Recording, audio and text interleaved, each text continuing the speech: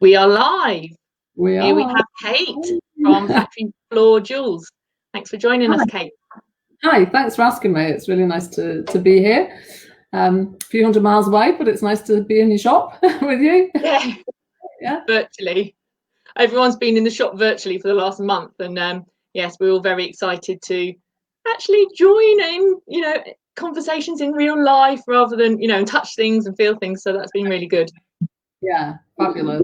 You've also with social media as well over the gap. It's been fabulous to see you. I feel like I've been in your shop most days with all the lives.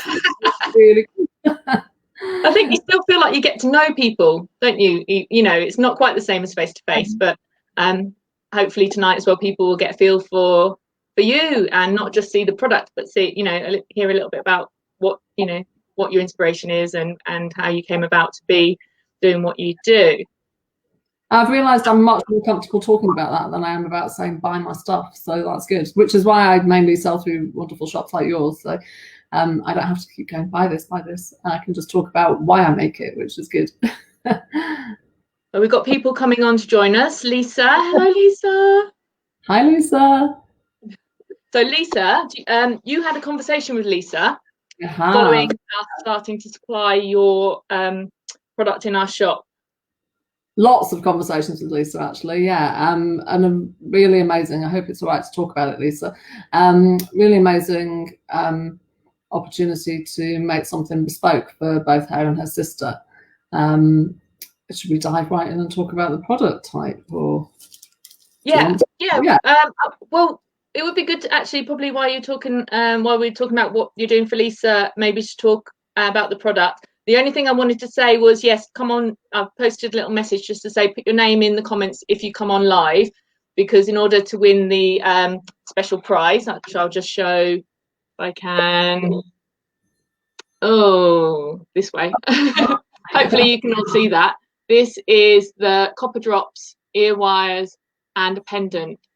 So Kate's really kindly donated this as a prize for to thank you for joining tonight.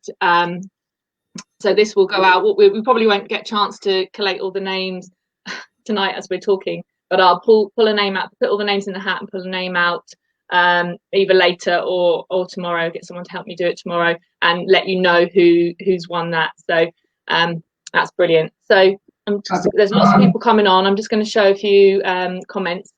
Cool. Kate, do you want to talk a little bit about?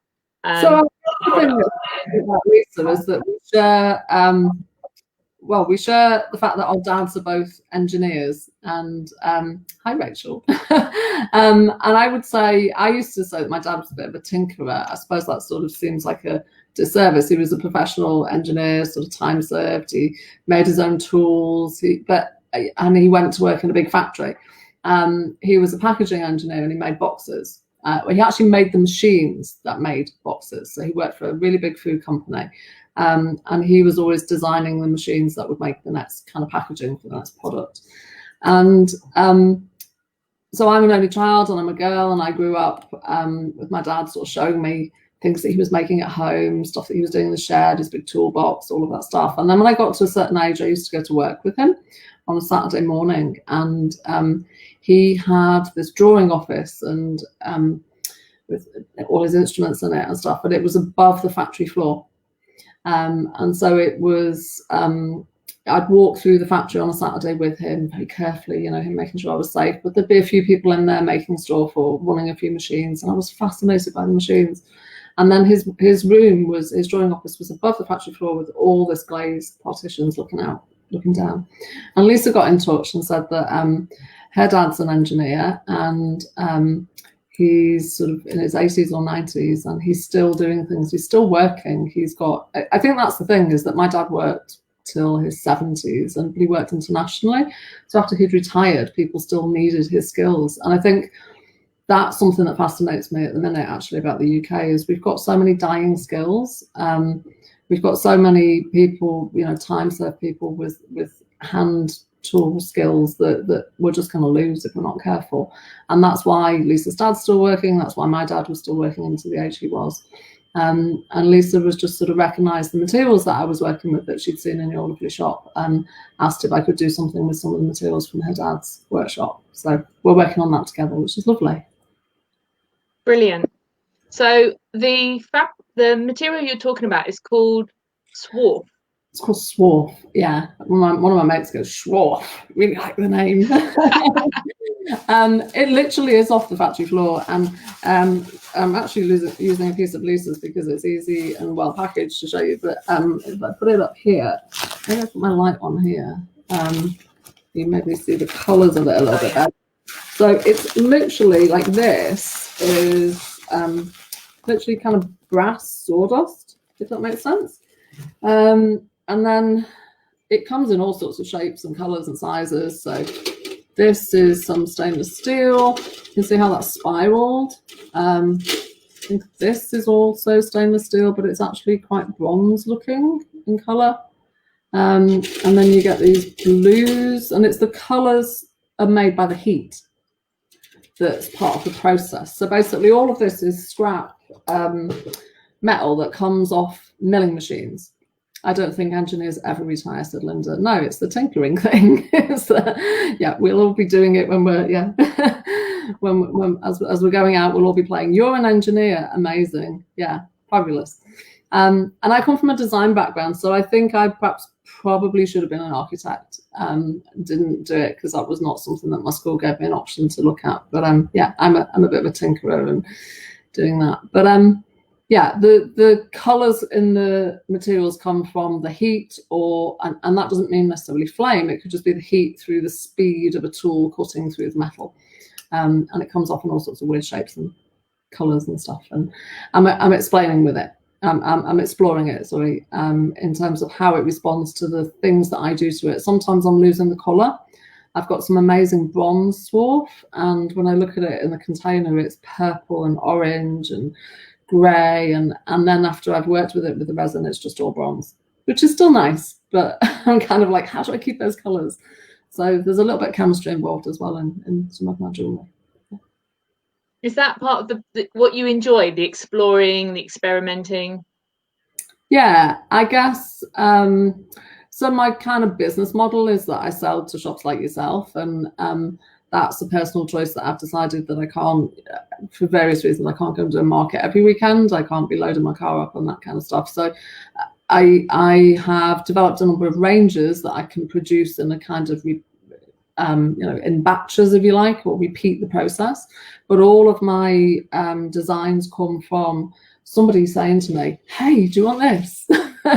And I've got a network of people now around the engineering workshops in Liverpool and around the marina as well, where the boatyard, where people are repairing and building boats, and that's like really big commercial boats, or it's in the port, or it's little boats that people live on or whatever. And people kind of go, I took this out of an engine, I thought you might like it, and hand it me, and then I'll start playing with it. And I've got components that I've had for like years, and it'll be there in the back of my head, and then suddenly the design will come for it and a solution will come for it, and then I'm like, okay, either that's a one-off piece which I will sell at a market, or it's something that I could make a production piece if I can continue to get something like that as a component. So some of the ranges that you sell are brand new components, and some of the ranges that you sell have reclaimed components, if that makes sense.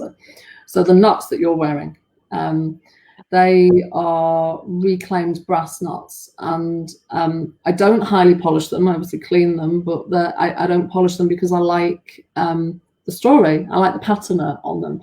I like the fact that when you look at one individual nut, it's got lots of different colours in it, and that's something that's built up over probably 10, 15 years in terms of where I get the nuts from. So and then I match them with I like mixing the metals as well, actually. That's something that I love. And the swarf ring, which there I'm wearing, and I know you've got one there.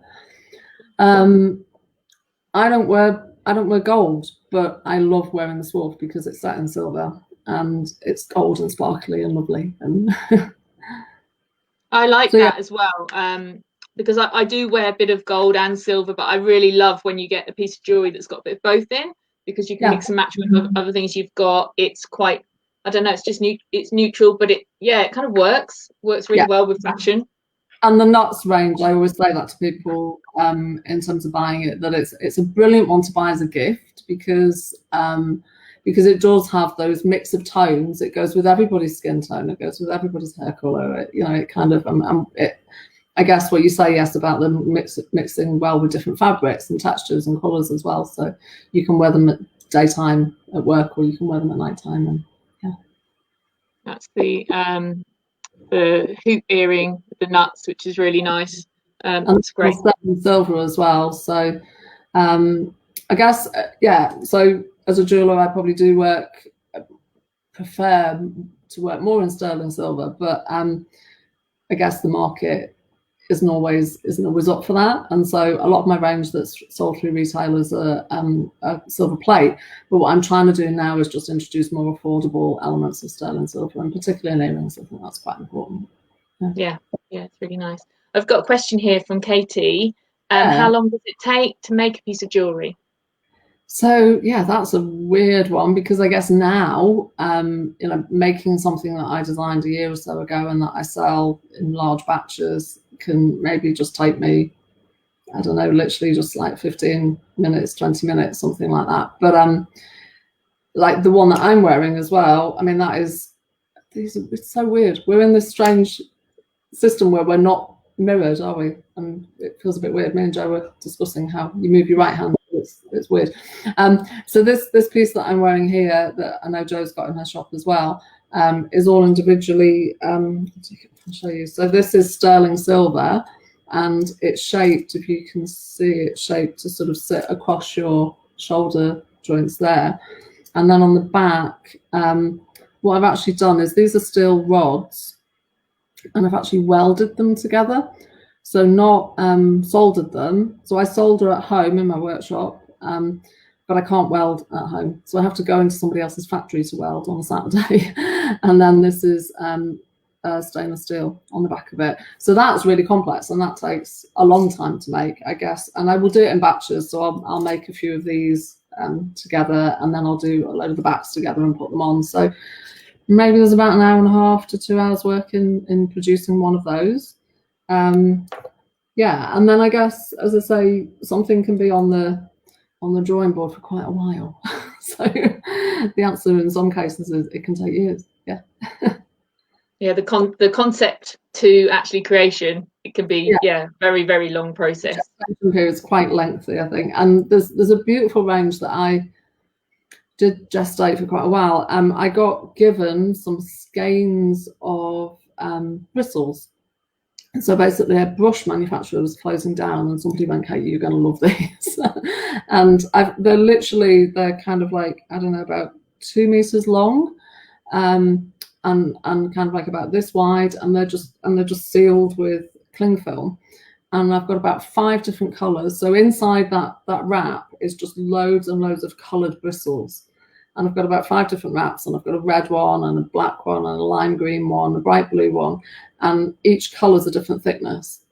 And I knew I kind of had this vision of what I wanted to create, and then I started trying to create it, and it's tricky. And so in answer to how long does that take to make a ring, it's probably never going to take me less than an hour to make that ring, and so that's quite hard to put it into production as such, so at an affordable price. But I'm still intrigued, and I still want to make it faster and make it better and make it something that will sell easily. And brilliant. Got some comments from some of the people watching. It's lovely to understand the history behind the jewellery. I love the concept of making something from nothing. Linda, the engineer, has also said she used to love welding. It's I think there must be some quite therapeutic some of these processes. Say again.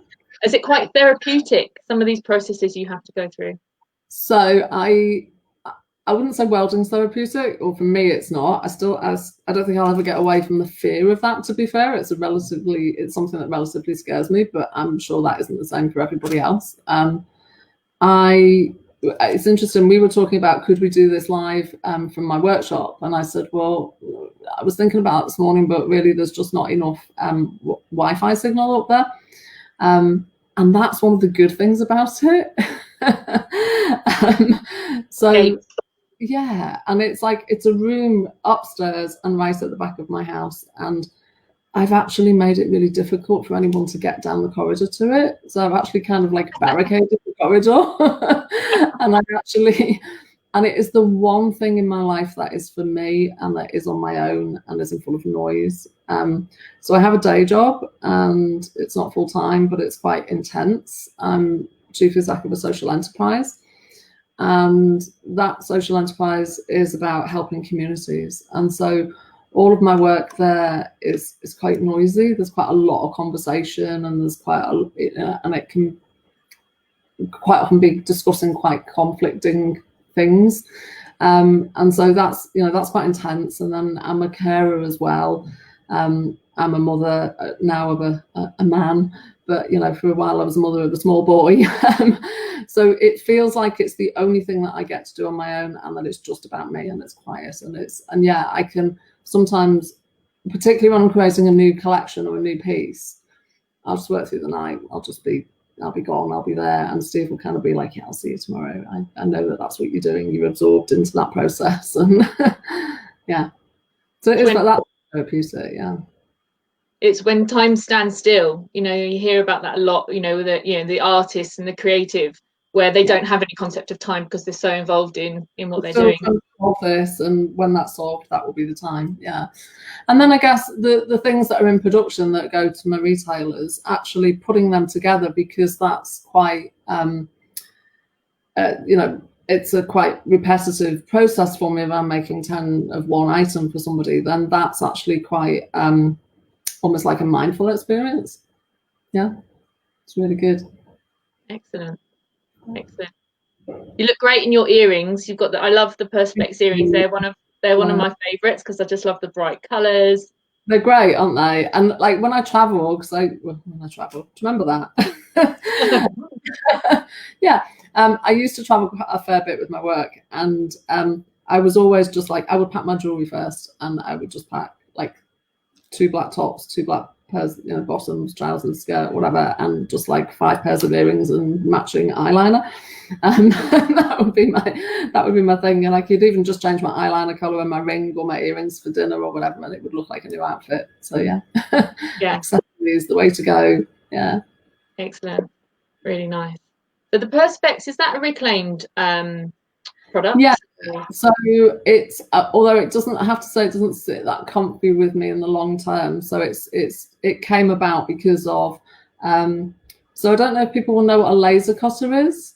So it's a machine that takes a drawing, translates the drawing into cutting, and it cuts. It's like a little robot, and so it's used to cut perspex and timber, and predominantly perspex and timber, maybe cardboard, but very fine timber. And I work in the design sector, and there was somebody in our building who was having some items made, and I saw their drawing, and I was like, there's so much on that drawing that's just waste. So how can I fill in all those blanks, if you like, all the bits that will be left in between the components that you're making? So if you think about the negative space that was in their design, how could I fill those in, and like, can I do that? And so that's what I did. I kind of took their drawing and I literally filled every millimeter of blank space, and from that got my first collection of perspex jewellery. And I'm trying to think what you've got. You've got the hoops, haven't you? Got the hoops, yeah. Yeah. I'll show you the orange because they'll probably show up more, but we've got great on there. Red, I don't know. You've got some great stuff that goes with the orange, haven't you? Yeah. They're great for Christmas, the red ones, because they're translucent. Yeah. Translucent. Harder to show on the video, but so I have a necklace that is 2 circles as well, and they sit inside those circles. So literally, even my jewelry, there's no waste in it, if you like. So kind of like the big hoops of the earrings, the next circle that sits inside it is the biggest one from the necklace, and then the next one inside that is the smallest one from the necklace. And I do rings, and the bit that comes out of there gets made into stud earrings or cufflinks. So it literally was, I was taking the space that they had available, and then I was filling it and making sure I didn't make more waste. So And so I've got a batch, quite a large batch of various colours left, but I don't think, even though it's really popular and I really like it, I don't think I'm going to buy Perspex to do it. That makes sense. No. No, it doesn't make sense in the theme of what you're all about. Why would I go buy plastic? Yeah. Exactly. Well, we'll make the most of it while we still get it. Yeah. And you chose my favourite colours, actually, because I think there's about 6 colours, and yeah, you've chosen my favourite colours, the grey and the orange and the blue. Yeah. Thank you. Sue here saying I love the orange ones. Yeah, it's been a good season for orange. I think we've all been enjoying that as a little pop of colour. To brighten it up, yeah. And it's a lovely autumnal colour, isn't it, as well? Yeah. It is, yeah. So we're going to keep chatting. I just thought I might say I did promise to disclose that there's going to be a discount on the collection just through our website at Kings Road Fashions. You can go onto shop, you can search for by brand, so look up factory, floor, jewels. I'll share a link in a minute. I'll grab a link and pop it in there so you can go straight to the shop. The code, which is valid for 24 hours, is simply factory. Keep it nice and simple. So if you want to order anything that's online, then you can put that into checkout and add the code factory and you'll get 10% off. Kate and I have had a chat. She has a little bit of stock of some of the things we have. So if it's showing us out of stock or you've missed it, then there's a little button, I think, on the page that says, I'm interested in this product. So just send me an email and note that you're on the live and you want it, but it's gone. And then we'll check with Kate and see if she's got it and she'll send it down. So I'll pop that link in a second. Is there anything about the current collection that you think we should highlight? Or I know you've been working on some new stuff as well, haven't you? Which is a bit of a exclusive reveal. Yeah. Okay, so I'll talk about the new stuff, some stuff that I've got at the moment. Maybe your watchers can tell you if they like it, and then we can talk about it. And it's because I haven't actually, no other retailers have got this. I was going to launch it at a trade fair, and they all got cancelled this year. So it's based on the Perspex. It is Perspex, but look, and I hope it shows up. It's kind of iridescent, translucent. It's really hard to photograph. Can you see the different colours it's picking up there? You can just see it almost picking up the rainbow colours. Oh, there, bit of pink. Do you get a bit of pink? So they're the oblongs, which are the same size as what you have in store. And then these are actually Mars. They're based on Mars, so they're little planets. And they are, I'll just show you the length. So they're quite similar length to the oblongs in terms of, maybe you can see the colours there. Yeah. So they're available. And they're not on my site, so I'm not doing anything to, they're not anywhere at the minute other than here in this live. You see it here first. And then something that I think is for the new year, I talked about the factories that I go to. So most of them are engineering workshops. And the social enterprise I'm involved in, full disclosure, it is something to do with me. But we have Linda likes the Mars one, so we have a workshop, but it's a wood workshop. And we teach people in the communities that we work with how to make things using wood. And that's part of that thing about how making is a really good for your soul thing. So we don't talk about trying to teach people to be joiners. We talk about trying to help people feel better about themselves and increase their self-confidence and things like that. And we find that the process of designing and making something can do that for people. And so, yeah, we're very good at not having waste. We fill all the gaps. And we heat the workshop by burning wood as well. So there's hardly any waste, but the guys were like, well, we're going to order a skip. And I was like, well, what do we put in a skip? Because we don't have any waste. And the plywood that they use, so that's what plywood looks like. Some of it has laminate on it. So the kind of thing that your desks are made of or your kitchen worktops, etc. And you can't burn that. And so there was all these small pieces of laminate. And so it was a whole new experience for me. I've gone in at the weekends and I've started learning how to use the woodworking machines, which I hadn't done before. And I started to make what I think are quite interesting shapes with laminate and plywood, and playing with kind of bars that might be on like black cords, or I'm playing with mixing and matching colours and lengths and sort of stringing things. But essentially it will all come from the waste that's there. I even, this is extreme tooling for me, I even made little rings out of some of the hardwood that was there. So yeah, just playing with all of these, and my aim is to produce a wooden range, which people might think is odd for my look, but it's still, you know, it's the same ethos. It's the taking things that would otherwise be waste from manufacturing. And so I'm hoping to launch that in January. Ooh. So hands up if you want us to have that as soon as that's ready to go. I think that's going to be good. I really like that. I like natural materials as well. You know, I think they've just got something that sort of reaches out to your heart, I think, you know, and, you know, I love wood around my home. Yeah, so why not use it as jewellery? And also, look, I mean, look at that one and the grain, that one and the grain on it, and then this one and the grain on it. They're all completely different. And also because I'm hand making them, they're not, these aren't being laser cut, these are being handmade by me. So they're all going to be very slightly different as well. The holes I'm using, you know, 3 different sizes of tool to do, so they'll be small, medium and large, and they'll be consistent, but the shapes and the grains will all be completely different, which is a real treat, isn't it? Yeah. There's a lot of comments about it's amazing, you know, no waste, the ethos. Yeah, I think it's absolutely brilliant what you're doing. Fab. We love the product, but the story, the ethos behind it as well. It's really important to us, and it's interesting to hear. Yeah, and I think also sort of as the wearer, having that as well, being able to tell people, okay, so I don't know, I can't see the comments, so this is really one of those weird things about some software, isn't it?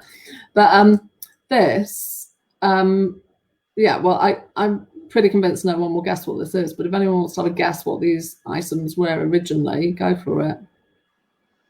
Let's just see. You'll have to tell me, Joe, if anyone's saying I'll tell you. They're all probably just racking their brain for a minute. And we'll come back to that. So they're steel rods, we know that much, but where they might have come from.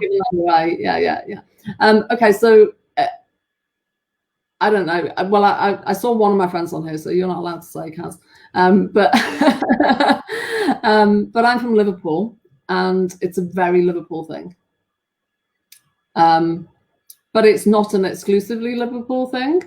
So, and I don't want to be gender specific about it, but you might not have played with this, but your husbands might have played with it.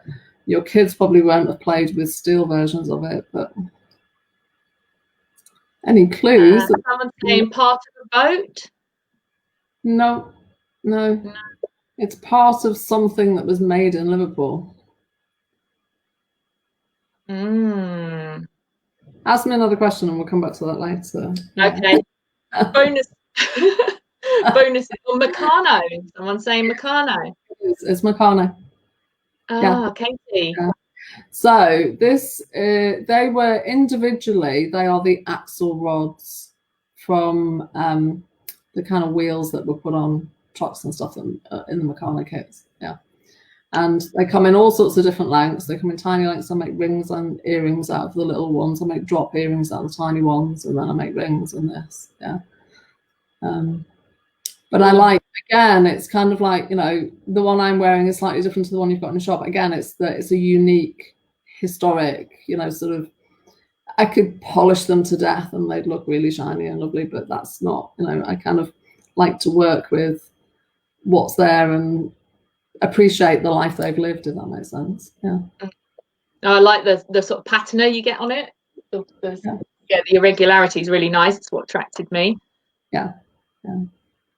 And that's what we were talking about, the story, weren't we? And how it's interesting that, like, as the wearer, you've got that story. So imagine kind of like everyone's been looking at that all night while you're at dinner or something, and then you can come out and tell them what it is. It's kind of, yeah.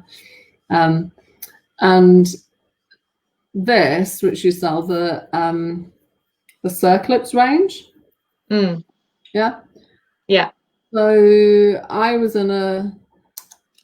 years ago, I was in a construction meeting, It wasn't this design, but it was a necklace that I'd made using circlips, and I was the only woman in the meeting, and I was talking, and this guy had been kind of giving me strange looks all through the meeting, and it was really annoying me.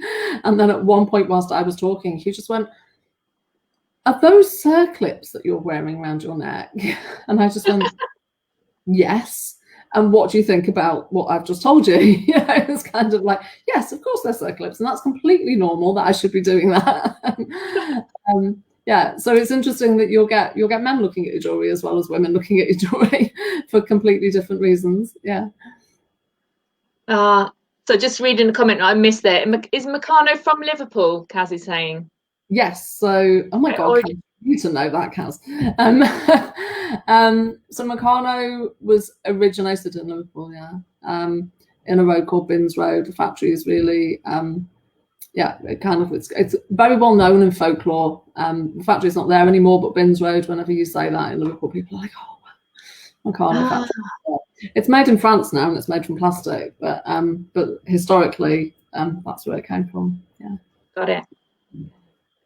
So it's brilliant. And so talented. Love everything. Really positive comments. Everybody's been so complimentary. Wow, a girl could have a lovely evening doing this. It's really nice. It's my first time doing a live as well, and I was like, terrified. But it's really sweet that people like it and that people are interested in the story. Your stride as well. Say again? Really taking it in your stride. Oh, thank you. Thank you. It's easy, I think, when you're talking about what you know, what you love, the story. Yeah, the passionate sort of thing about it is way easier to talk about than kind of, yeah. It's why I'm not the market girl. It's why I'm not the kind of like, "Oh, do you like it? Do you want to buy it?" I'm not, that's not me. I enjoy making it, and I love seeing people wearing it though. So I love working with people like you who are, sort of selling it to people, and your gorgeous clothes that you sell, which we were talking about earlier before we came live. Oh gosh, whenever I watch, isn't it? Getting into a nice shop and then sort of being introduced to all the other things. Yes, yeah. I'm really glad that you're a long way away from my house. When I'll tell you, when I got it into, so I sell my jewelry in the Tate Modern and Tate Britain, and I can remember, because like so many people, I have this massive imposter syndrome thing. So I think, even though I was selling to a handful of independent shops, I think I still didn't really believe it was for real. I still, will criticize myself for everything or not feel confident in promoting it. But when it arrived in the Tate, when the Tate bought it, the story is when the Tate came to see me at a trade fair, I wrote all the details down. I went away, and that night I was like, "Oh, the Tate came," and I didn't follow it up because I was kind of like, "No, they're the Tate. I can't get in touch with them, and if they want it, they'll get in touch." And so I just would never have followed it up. And then they did get in touch 6 months later and said, "We want to place an order." And I went to see it. They said I was in London, and they were like, "Yeah, it will be in the shop by now." And I walked into the shop at Tate Modern, and when it was, it was all on display, and I nearly passed out. I was just kind of like, I can't believe I've just seen my jewelry displayed that beautifully. And you display it so beautifully, and that's why I was kind of sharing that on social media the other day, because it's just so lovely to see it, if you like, in its rightful home, as opposed to in boxes in my back bedroom. Sort of on display, surrounded by other beautiful things, where people can really appreciate it with great lighting, and they can go and see it and choose to buy it for themselves or for other people, and that just makes me so happy. And when I do in Liverpool occasionally just see people I don't know wearing it, and that's always like, "Oh, that's amazing." Yeah, so that's cool. It's part of the satisfaction we always find. I think it's it's you go out and you're excited by looking for the product that you think your customer might like, and when you find something you think your customer might like, you get really excited, and and then you always come back and you're like, "It's not going to be here for X amount of weeks or X amount of months," and you're like, "Oh, I want to tell you all about it," and then finally it comes, and then the customers that you think are going to like it really like it, and then you get that. It's really satisfying, to bring that much joy to people. Pat's quote's just saying, "Just proves you have to follow your dreams." It's what drives you, isn't it? It's just that passion. I was talking to one of my team tonight. Telling her that I was doing this, and she was just like, "Oh, it's so amazing!" And I just wish. And she's really young. I hope she's watching, or I hope she's not watching. I don't know what I'm talking about her, but she's really young, and she was like, oh, "I wish I could do something that creative." And I was in my 40s when I started doing this, so and I was always somebody that didn't think I was that creative, even though I've always worked in the creative sector. I didn't think I was that creative, and yeah, this thing that it literally just came from me. Like, obviously it was a very long, slow burn to get to be in my 40s before I decided to do this, but at the moment I decided I was doing it, it kind of came out really, really fast, and kind of, yeah. And the brand was really important to me, because the brand is my story of my dad and me, and so almost determining the brand before I started creating my first pieces was something that was quite a labour of love as well.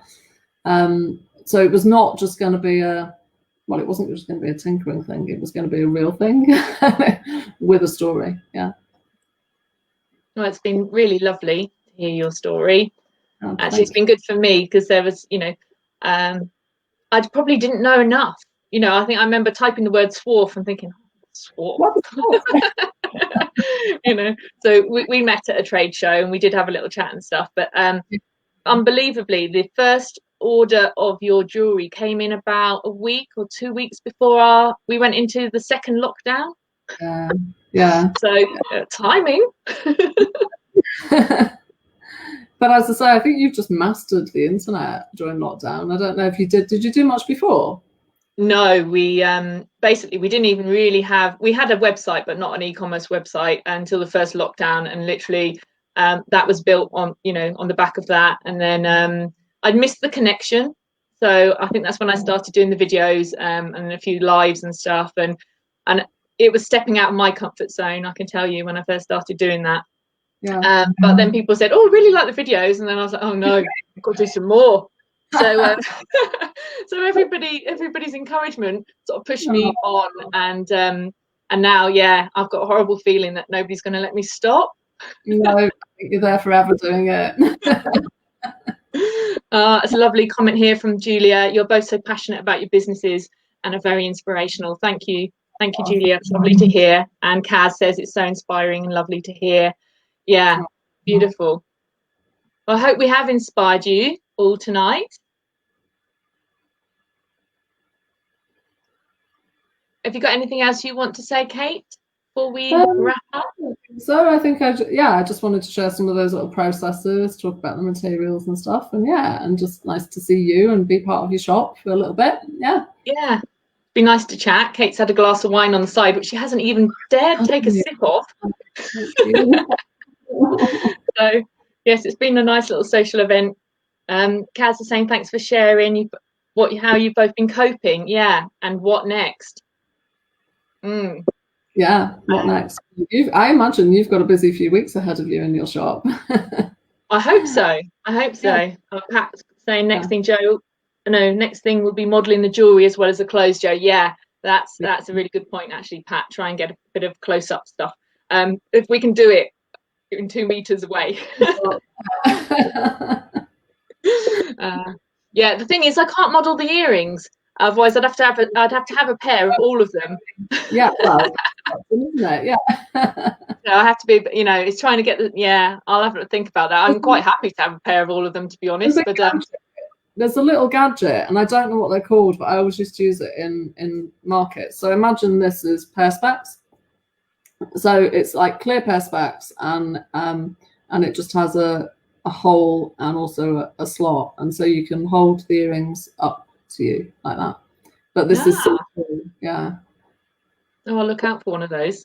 Have a look. I'll see if I can work out what they're called and send you a link. Yeah. Excellent. That'd be brilliant. Okay, so so a reminder that we've got the 10% off with the code FACTORY, if you missed that earlier, for the next 24 hours, so until about 8:30 tomorrow evening, on my website only. And the prize draw, thank you so much for everybody who's been on. It's been incredible. We've had loads of people on tonight and lots of comments. I will write down all your names and fold them up on a traditional old-fashioned piece of paper, I think, and get someone to draw a name out of the hat. So if you don't mind, I'll probably do that tomorrow and do the announcement tomorrow. Cool. So thank you for joining me, Kate. Fab, thank you for having me on. And yeah, good luck in the next few weeks. And maybe I'll come back in January and show you the new collection. Yeah, maybe you'll have to visit to bring the next collection out. Just thinking, no way. I'll send you a list of my clothing try on. Yeah. Yeah, that'd be brilliant. Thank you very much. Right, lovely. Right, we're signing off. Thanks for joining, everyone. Yeah. Bye. Bye.